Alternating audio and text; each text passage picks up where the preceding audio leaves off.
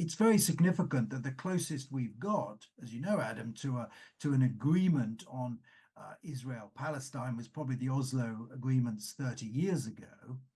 And the two sides that opposed that agreement was Hamas on the one side and Netanyahu, who was leader of the opposition in Israel at the time, on the other side.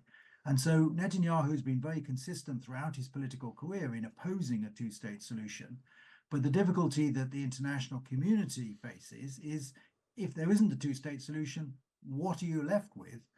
Well, what should we make of diplomatic developments concerning the conflict between Israel and Hamas in Gaza?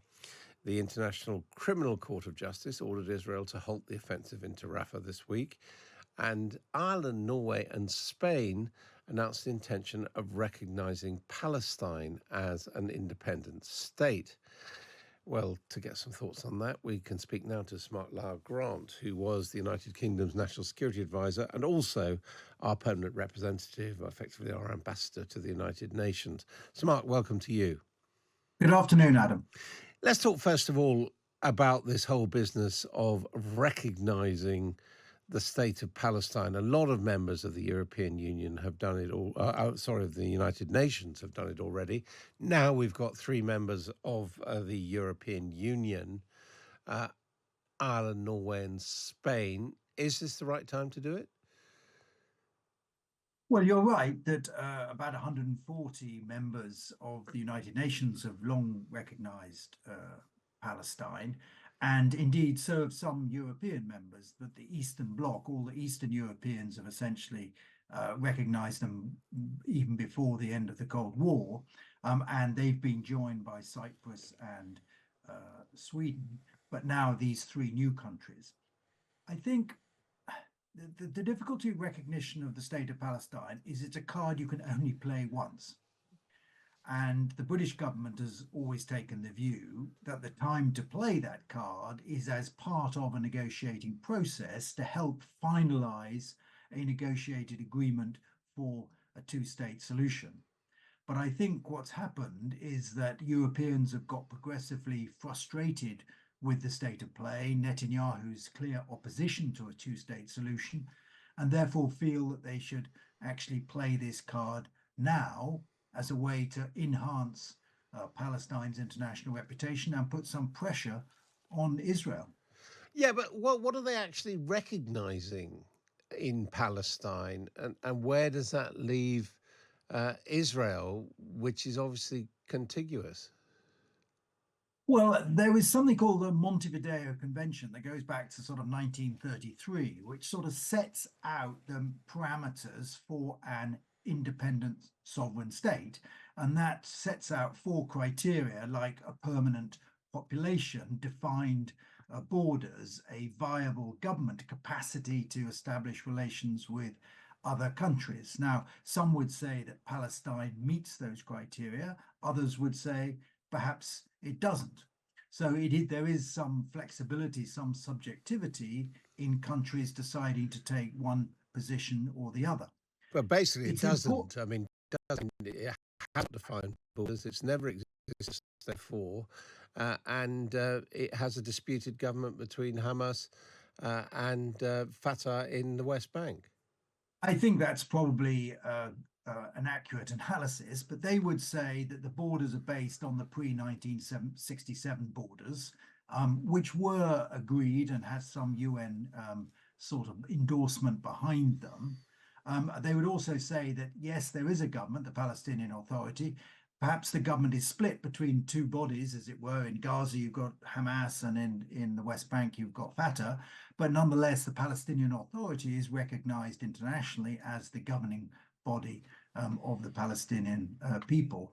So, you can argue about that. The reality is it's this step by some European countries is not going to change anything on the ground.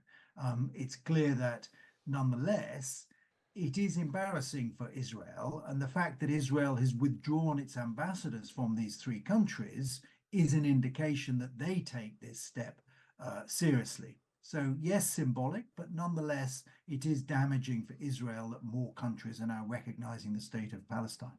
And does it show that terrorism is being rewarded in as much as this is clearly in the context of the conflict in Gaza, which was sparked by the terror attack on Israel? I don't think so. I think it is a sign, however, of the frustration that uh, the negotiations to bring an end to this period of conflict haven't been successful, that Benjamin Netanyahu continues to oppose violently a two-state solution, and the fact that they see this the only possibility of a sustainable peace between the Palestinian people and the state of Israel sort of disappearing over the horizon. So it's a sort of cry, I think, of frustration.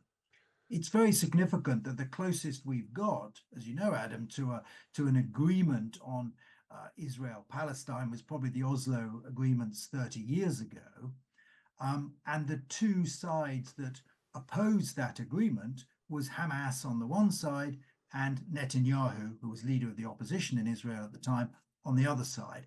And so Netanyahu has been very consistent throughout his political career in opposing a two-state solution. But the difficulty that the international community faces is if there isn't a two-state solution, what are you left with? What do you think would be the point where the UK, the US, and France, all of whom describe themselves as friends of Israel, what would be the point that they would recognize Palestine, do you think? Well, I think that moment is not necessarily too far away. I mean, Lord Cameron, as Foreign Secretary, has sort of mused openly about the possibility of playing that card at some point. It was striking that when the UN Security Council voted on this issue last month, France actually voted in favor. The motion was, of course, vetoed by the United States, but the United Kingdom abstained in that vote along with Switzerland. So it's clear that this is something that all the European countries are looking at, including France, Germany, and the UK. But they probably don't feel that the time is quite right yet, whilst this military conflict is going on. It'll be interesting if there is a Labour government in the UK, though, whether they will take a slightly different position. Finally, what do you make of the International Criminal Court of Justice ruling this week ordering Israel to halt the offensive in Rafah? Obviously, it's not binding. Um, does it have any point at all? Well, it is binding, but it's not legally enforceable. Israel is a member of the International Court of Justice as a member of the United Nations, so it is actually a binding judgment. But of course, it can't be enforced because there is no mechanism to enforce it if the UN Security Council doesn't enforce it, and the Americans will make sure that that isn't possible.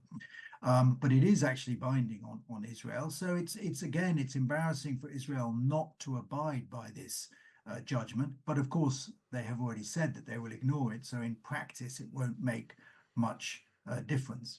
It's all part of the South African case that the South Africans brought in the ICJ on the question of genocide, on which the court has not yet taken a view.